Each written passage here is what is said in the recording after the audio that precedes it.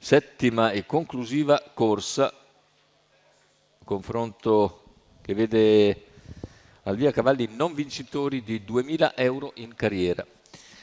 In 13 al via, 1 Grery Sage, 2 Gigabag, 3 Glacial Storm,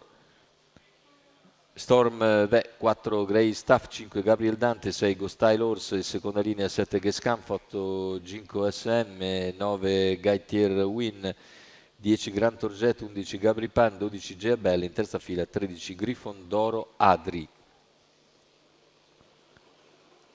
Stacco della macchina con veloce Gabriel Dante che si avvantaggia, va a condurre nei confronti di Gigabag.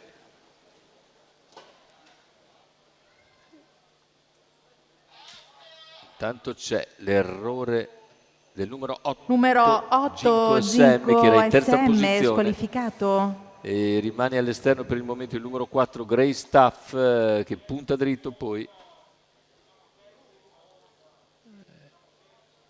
E così, dopo 400 metri di gara, in vantaggio Gabriel Dante su Gigabag, all'esterno Grey Staff, 400 che se ne vanno in 39. Terza posizione lungo la corda per il numero 3 Glacial Storm, e via via gli altri con i 600, completati in 47 da parte di Gabriel Dante. Sempre Gigabag in scia, all'esterno si impegna Grey Staff che attacca al passaggio, è seguito dal numero 11 Gabri Pan, passa a condurre Grey Staff dopo 800 metri in 1 e 2 e ora prende vantaggio già a metà della curva, della penultima curva, su Gabriel Dante che rimane per il momento in seconda posizione, incombe però su di lui Gabri Pan, poi Gigabag alla corda. Dietro gli altri con tentativo di avanzata anche di Grand Torget, se n'è andato numero un 10 Grand Torget squalificato. L'errore di Grand Torget intanto. 400 alla conclusione con leader sempre Grey Staff nei confronti di Gabriel Dante che però è in difficoltà ed è stato superato da Gabri Pan. Intanto netto il margine di vantaggio di Grey Staff che cerca di andarsene in arrivo.